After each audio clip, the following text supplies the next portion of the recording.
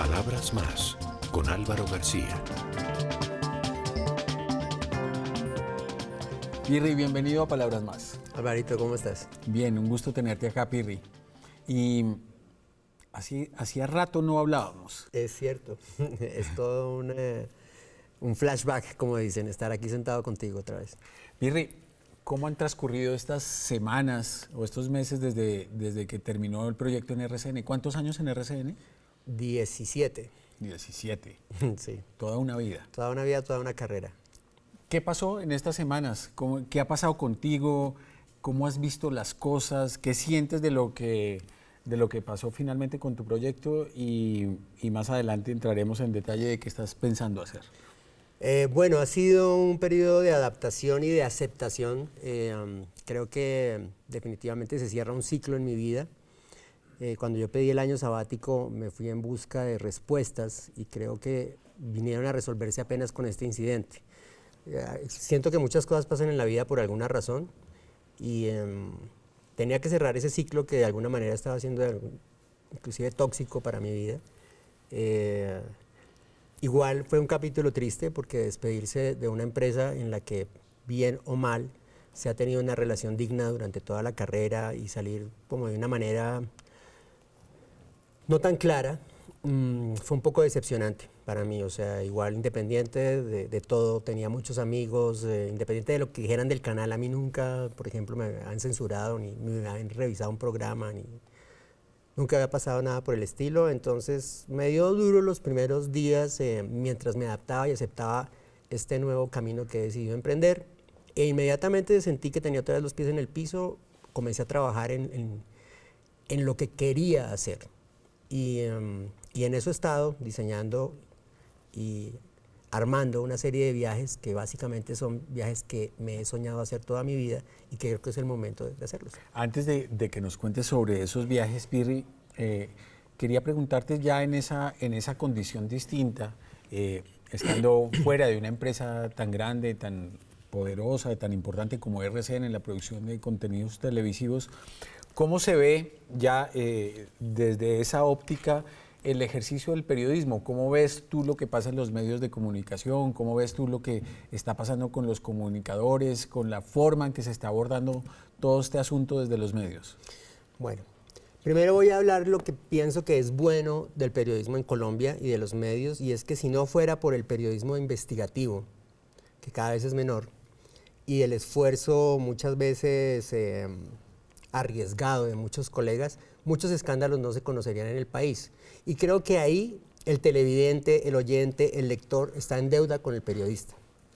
Sin embargo, creo que se ha perdido mucho, como decía ahora, el periodismo investigativo, que cada vez esto se ha vuelto más un periodismo de agenda, que si antes se disimulaba un poco, ahora es increíble, hay medios que realmente ni siquiera disimulan y que debe ser muy difícil para los nuevos periodistas llegar a una profesión en este momento tan álgido de nuestra historia, porque estamos en un momento en que la desinformación es campante, que se ha comprobado que estratégicamente decir mentiras en las redes, publicar noticias falsas y después corregir, está muy mal, pero que es efectivo para los intereses de muchas personas. Y eso me da un poco de tristeza, porque siento que cada vez es mayor este fenómeno por encima del trabajo bueno de muchos periodistas que en realidad hacen honor a este oficio. Y en ese contexto, Pirri, y viendo las cosas como nos las estás describiendo, ¿cómo has querido construir esta nueva etapa de tu carrera periodística? ¿Qué estás tratando de hacer, de lograr? ¿Qué te ilusiona en este momento?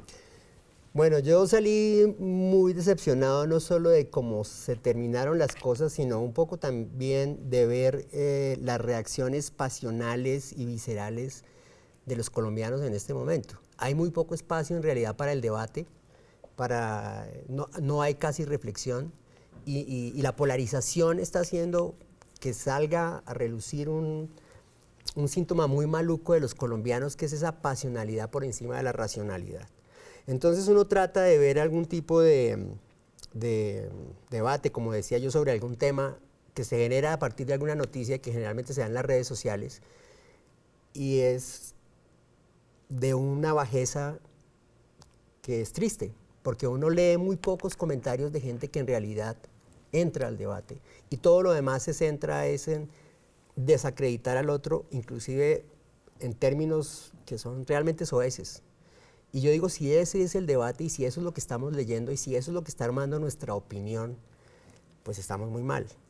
Y siento que cada día es mayor este fenómeno y es que el colombiano promedio se hace su opinión a partir del tuit, a partir del titular, pero no lee la noticia, no lee la columna, no lee el análisis. Y entonces los medios entran en el mismo juego, porque como lo que vende es el titular, ¿no? Me pasó algo ayer muy chistoso y es que estaba amarrándome los zapatos en el ascensor de mi edificio y se abrió el ascensor y entró un vecino y dijo, uy, encontramos arrodillado a Pirri. Entonces empezamos a mamar gallo y tal. Le dijo, eso mañana va a ser noticia, me decía el tipo. Le dije, ese es el titular, encontramos arrodillado a Pirri, así de grande. Y muy abajo, muy chiquito dirá, se estaba amarrando los cordones ahí en el ascensor de ese edificio. Si te toman la foto, esa es la foto. Ahí sí, exactamente. Entonces veo eso y salgo como queriendo no saber mucho en este momento de esa platea de opinión y de escándalo político y de toda esa mala leche que se vive ahí. Y siento más bien como la necesidad de volver a la esencia, que es donde yo comencé mi aventura audiovisual, que es en los viajes, en las aventuras, en mostrarle a la gente que hay mucho más allá de este platanal y que ver el mundo desde afuera le da a uno mucho más criterio para entender el mundo y para entender nuestro país. Pirri, y ahora sí viene la buena noticia. Yo estoy feliz, muy orgulloso, dichoso, no lo puedo disimular y quiero compartirlo con toda la gente que nos está viendo. Y es que Pirri vuelve a la televisión aquí en el canal Red Más. Pirri, para nosotros, para mí en particular, es un orgullo y una alegría gigantesca que hayas decidido regresar aquí con nosotros. Cuéntanos en detalle cómo es este proyecto que se va a llamar Efecto Pirri. Bueno, primero debo decir que para mí también es una alegría volver a trabajar contigo además, porque mucha gente no lo sabe, pero hace unos 15 años, cuando yo salté de los francotiradores a las noticias, fue contigo que empezamos esta aventura. Es más, mucha gente no sabe que el nombre del mundo según Pirri te lo craneaste tú. Y es como un déjà vu, y esa parte me hace sentir muy bien porque además hay una amistad y una cosa, pues tú y yo nos entendemos muy bien y tal vez por eso se ha dado también este proceso. ¿Qué sucede? Pues que yo armé todos estos viajes que quiero hacer y en la búsqueda de los destinos y todo, yo dije, pero voy a hacer todo esto y no se lo voy a contar a nadie, ¿no? Entonces traje el proyecto, empezamos a hablar y fue como casi que inmediato, ¿no? Fue como dicen ahí, amor a primera vista, y surgió en menos de lo que yo me esperaba esto que se llama el efecto Pirri, que es volver a recorrer el mundo con esa misma óptica que teníamos de una visión diferente, pero también con la madurez ya lograda después de mucho tiempo, una madurez técnica y una madurez también personal. Y estoy que me arranco, yo ya creo que en menos de 3 días arranco el primer viaje y no, me siento como, es como volver al primer día, como volver al colegio, yo también estoy como que me grabo, como dicen. Es una delicia, Pirri, esa sensación es indescriptible. Pero hablemos un poco de los formatos en los que vamos a ver a Pirri en este proyecto Efecto Pirri. ¿Cómo son esos formatos? ¿Qué tienen de diferente con lo que has venido haciendo hasta ahora en la televisión? Bueno, yo comencé haciendo, digamos, lo que ahora se presenta como nuevo, lo que, digamos, ahora hablan del lenguaje youtuber y todas esas cosas. Eso lo hacíamos nosotros hace 14 años cuando hacíamos El Mundo Según Pirri y ese tipo de cosas, que era hablar de una manera despreocupada, informal, en un lenguaje tranquilo, para que le llegara a todas las personas las historias que hacíamos alrededor del mundo. Después fui evolucionando ya a una crónica periodística y finalmente pues nuestras crónicas eran muy profundas, eran unas crónicas bastante conmovedoras, un poco solemnes, que se quedaron en este ciclo que acabamos de cerrar. La idea es volver ahora y en un lenguaje muy ágil traerle a la gente cosas inesperadas, inexplicables, sorprendentes alrededor de todo el planeta, porque vamos a estar viajando alrededor de todo el mundo. Y esto lo vamos a presentar en varios formatos, todos muy ágiles. digamos, el más grande es en su contenido y en su tiempo, es un mini programa, podríamos llamarlo así, como los que hacen los grandes canales de cable internacionales, que lo vamos a hacer para Red Más y que son espacios de 10 a 15 minutos en los que se cuenta una historia humana, emocionante, cultural, sobre alguna... Historias siempre muy interesantes que se cuentan en poco tiempo, de una manera ágil y con imágenes muy, muy, muy bien trabajadas. Vamos a hacer también unas notas para tu noticiero, ¿no? Para volver a tener ese espacio que me encanta de tener la crónica en las noticias. Vamos a hacer, obviamente, un espacio en las redes sociales, en el website de Red Más, y tenemos un producto que a mí me propusieron y que a mí me parece muy interesante, que nunca lo he intentado y que de alguna manera es todo un reto, es un desafío, a ver qué tal funciona uno en este sistema. Y son una serie de cápsulas diarias que la gente, los usuarios de telefonía de Claro pueden obtener a través de una suscripción y que si la aceptan le van a llegar todos los días en capsulitas de 1 minuto, 1 minuto y medio, 2 minutos, en las que puede haber de todo. Todo puede pasar, o sea, no les voy a decir ahorita, bueno, van a hacer de esto, van a hacer de lo otro, pero lo que sí les puedo decir es que van a ser divertidas, conmovedoras, reflexivas, pero no quiero entrar más en detalles porque me tira un poco la sorpresa. No, es una sorpresa, pero eso va a ser, digamos, algo muy especial para los millones de usuarios de Claro, un elemento diferenciador extraordinario. Estoy seguro que en ese formato Pirri va a ser súper interesante. Pirri, yo quiero aprovechar para que hablemos un poco de los viajes. Desde que tú empiezas a hablar de cualquier tema, casi que es imposible no terminar hablando de viajes que ocurrieron o de viajes que tienes en mente para hacer algún día o viajes que están a la vuelta de la esquina y que vas a emprender pasado mañana. Sí. ¿Por qué para ti los viajes son importantes? Bueno, durante mi infancia, en mi familia, que no tenía una situación económica muy fácil, porque mis papás cuando empezaron no les tocaba tan fácil, me dejaban donde mi abuela. Y mi abuela, que murió hace poco, es la mujer más inteligente y culta que alguna vez conocí. Y ella, a falta de juguetes y televisión, que no había mucha en esa época, con trucos muy inteligentes empezó a meterme en los libros, en la literatura. Además, mi abuela es una mujer que a sus 93 años estuvo en más de 100 países. Como mi abuelo no le arrancaba, entonces se iba sola. Mi abuela era una viajera, a los 70 y pucho de años en Acapulco saltó en paracaídas, o sea, eso me viene en los genes. Y ella me sembró esa semilla de la aventura, de la expedición. O sea, mis héroes cuando yo era chiquito eran los primeros hombres en llegar al polo, los primeros escaladores del Everest, en fin, ese tipo de figuras. Y eso se me quedó. Y cuando al principio me parecía que era una fantasía irreal, imposible de alcanzar. Pero mi abuela, que también me enseñó que si uno lucha por las cosas se alcanzan, de pronto encontré la manera de hacerlo y cuando me di cuenta que sí podía viajar y explorar el mundo se me convirtió en una obsesión. Y yo ya casi como que no puedo tener los pies mucho tiempo aquí en Bogotá porque me empiezan a picar, no porque no ame a mi ciudad, sino porque me encanta el mundo y andarlo. ¿Qué viajes te han cambiado la vida? Bueno, muchos, pero el que tengo más reciente y más fresco, y el que ha sido tal vez uno de los años más felices de mi vida fue el año sabático que tomé entre el 2015 y el 2016, donde no sabía para dónde coger. Y yo había visto una imagen de unas viejas buenísimas haciendo apnea, ¿no? Salían así con sus cositas divinas ahí flotando en el agua y de pronto aparecía una ballena jorobada gigante y la visibilidad era perfecta y las mujeres estas así al lado de la ballena. Yo había tratado de hacer eso inclusive cuando estábamos en el noticiero en el Pacífico colombiano y nunca pude porque el Pacífico colombiano es muy oscuro. Yo dije, ¿dónde será eso? Me puse a buscar en Google, así resultó Tonga. Tonga, ¿dónde es esa vaina? En la mitad del Pacífico.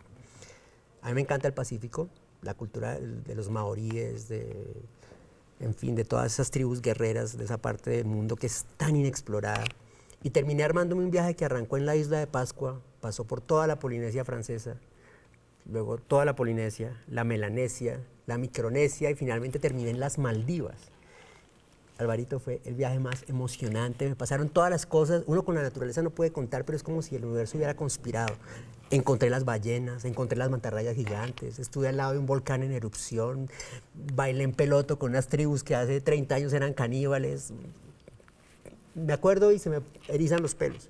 Y creo que eso me cargó mucho para este proceso que empieza ahora. Porque de alguna manera cuando ya se acabó todo el proceso en RCN, como que di gracias y dije, es que esto ya no estaba para mí. Es mi momento de volver a lo esencial, que es eso. Y volver a la esencial, Pirri, cuando vuelves a Bogotá, cuando vas a Tunja, cuando vas a Villa de Leyva, ¿qué es lo que disfrutas cuando regresas a tu casa? Bueno, yo no voy mucho a Tunja ya, casi siempre vamos a Villa de Leyva. La gente tiene la idea de Villa de Leyva muy bacana, sí lo es, de los fines de semana que están llenos de gente, los puentes, los festivales, etc. Pero a mí me encanta esa Villa de Leyva en la que no hay nadie. Uno se puede relajar, leerse un libro con absoluta tranquilidad y desconectarse de ese acelere que es esta otra ciudad. Y eso acompañado del amor de mi mamá, de visitar a mis tías, de volver un poco a la infancia, de poder salir uno fresco, sin temor de nada, montar en bicicleta por esas trochas. Eso para mí es totalmente reconfortante y como que me conecta sobre todo con lo familiar. Te propongo que hagamos una pausa para venir a hablar de este platanal, como tú lo llamas tan cariñosamente.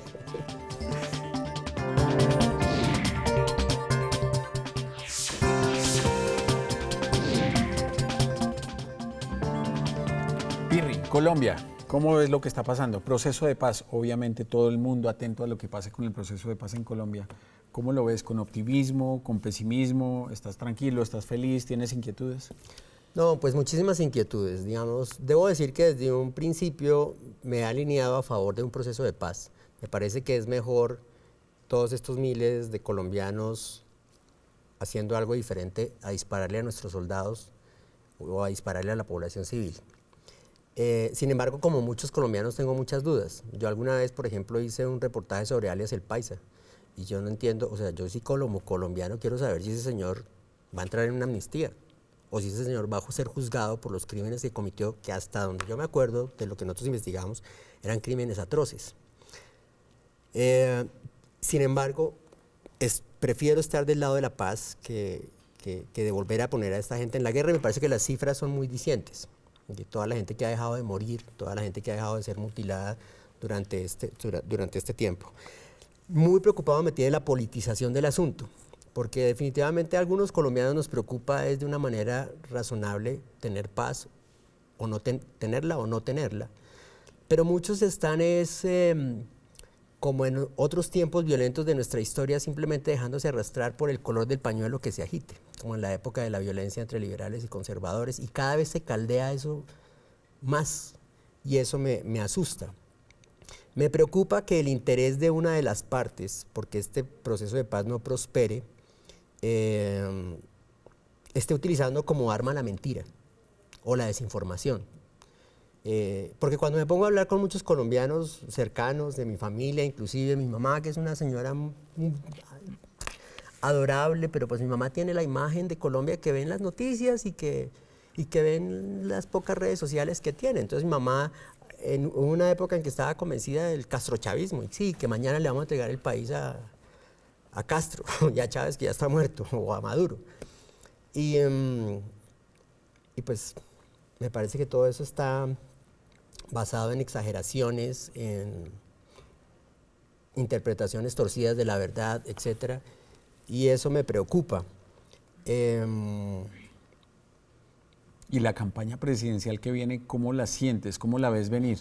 La siento totalmente basada en eso y, tristemente, en una campaña homofóbica, excluyente, de la que se han aprovechado algunos líderes políticos, aprovechándose de la fe religiosa de la gente.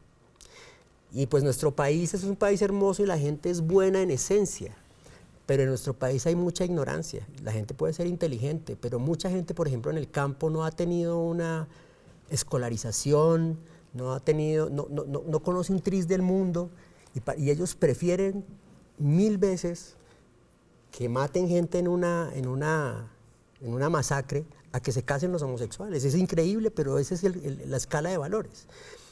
Entonces, es triste porque sí, la gente tiene muy buena voluntad, la gente cree estar moviéndose hacia algo que es bueno, y yo siento que lo que se están siendo es víctimas de una manipulación y de un aprovechamiento que a la larga, pues la gente que está promoviendo estas ideas, creo que lo último que les importa es en realidad si se casan o no los homosexuales, etcétera, sino que quieren sacar un beneficio político de esa malinterpretación, por ejemplo, que se le dio a la tal política de género.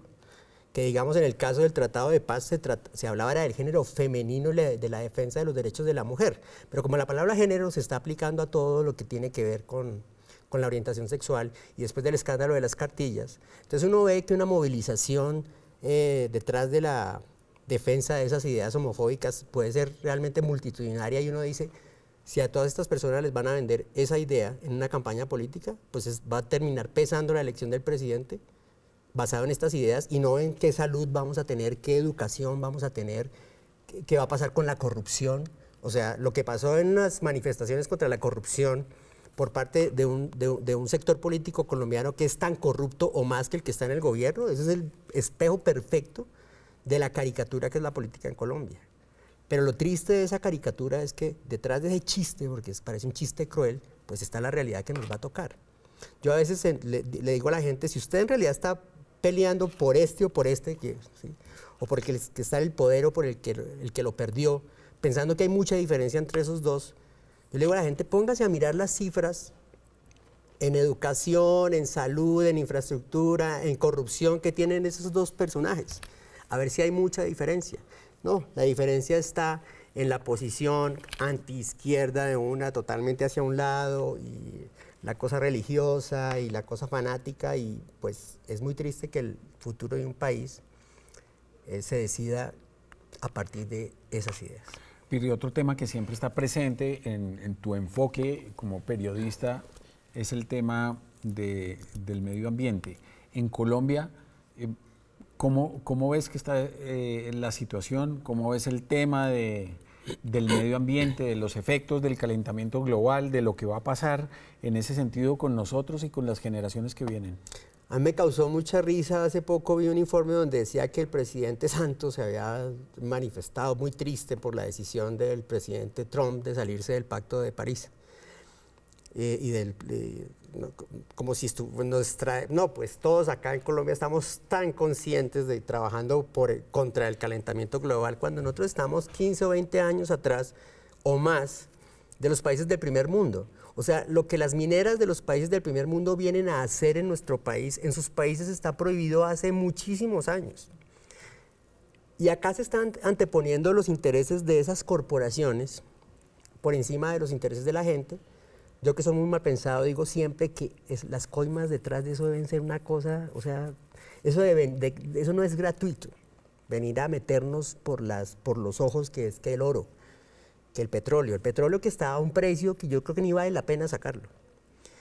Y es muy triste porque hay como una pose ambientalista, pero en realidad estamos décadas atrás de donde deberíamos estar. Ya deberíamos estar trabajando en energías alternativas, pensando en no tener que usar combustibles fósiles.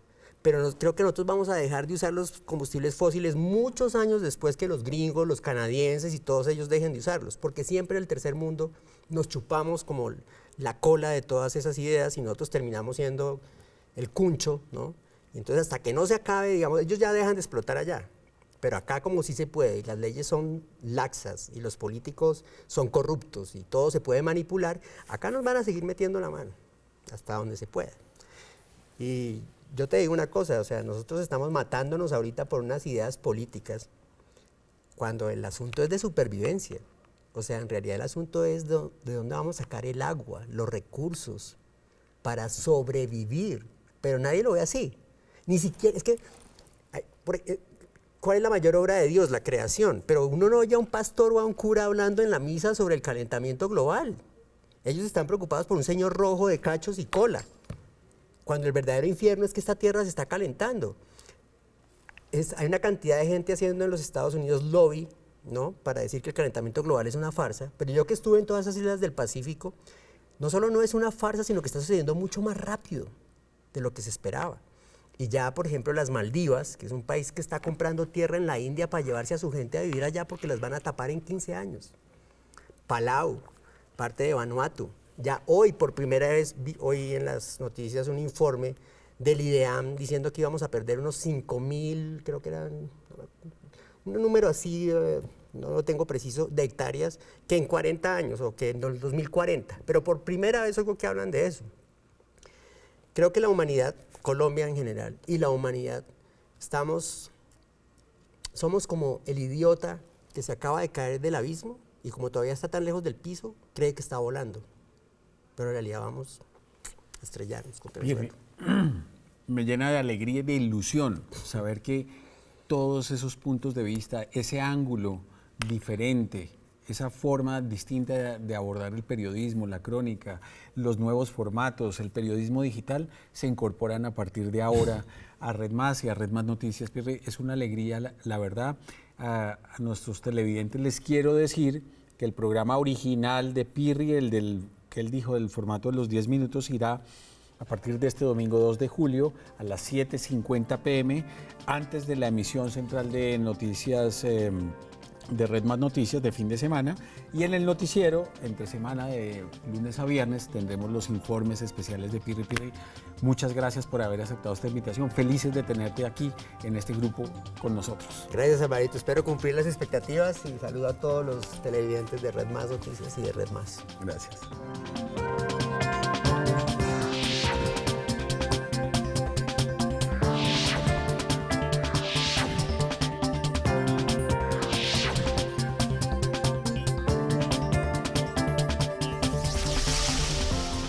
Palabras más con Álvaro García.